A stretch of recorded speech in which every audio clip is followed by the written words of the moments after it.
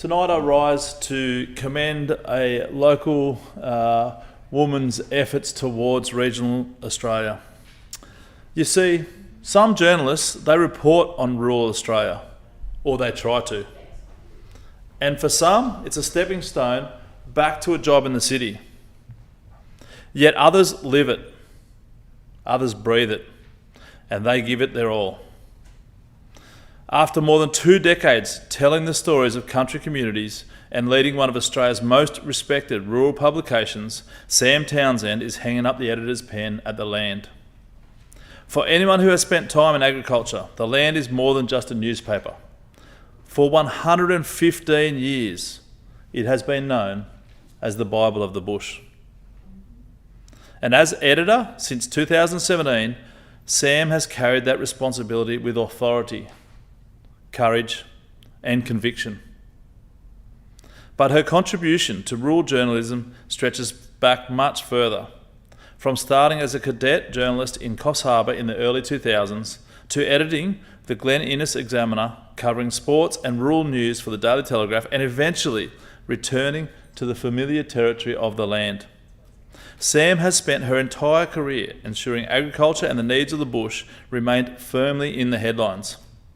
Sam has asked the hard questions, challenged politicians, and never been afraid to make those in power uncomfortable.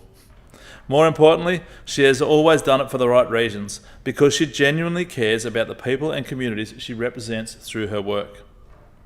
Sam has trained generations of journalists to respect country people, to take the time to listen, and to understand that rural reporting is about far more than commodity prices, sheep or wool, or livestock sales.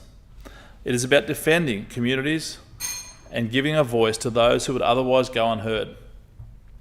And perhaps what makes Sam so special is that she has never simply written about life on the land. She has lived it. Alongside her husband and family, she has managed their own farming operations centred on the Lower Macleay, while reporting through droughts, floods and fires. Through pandemics and biosecurity incursions, she has photographed natural disasters while mustering cattle and still found time to check in on neighbours and fellow farmers doing it tough. Significantly, her recent open letter to the Minns Labor Government and Agriculture Minister Tara Moriarty is just one example of her willingness to stand up for the bush. And I'm going to read you an excerpt. Feral pigs are costing primary producers millions of dollars, and they are not going to disappear all by themselves. So take your blinkers off and get out of your air-conditioned Macquarie Street offices to see firsthand the destruction they cause. These 100 kilogram plus beasts are no longer a nuisance. They are a national biosecurity emergency. I love that. That is real. It's passionate. That's what we need more of in journalism, and especially in rural journalism. Sam has never accepted that city thinking automatically translates to country realities, and she has consistently challenged policies and attitudes that fail to understand life beyond the metropolitan bubble. I can personally say that I've seen Sam's direct questions and her sharp editorial eye. She has certainly made plenty of us gnats squirm over the years, and rightly so, because accountability matters, and Sam has always pursued it fearlessly and fairly.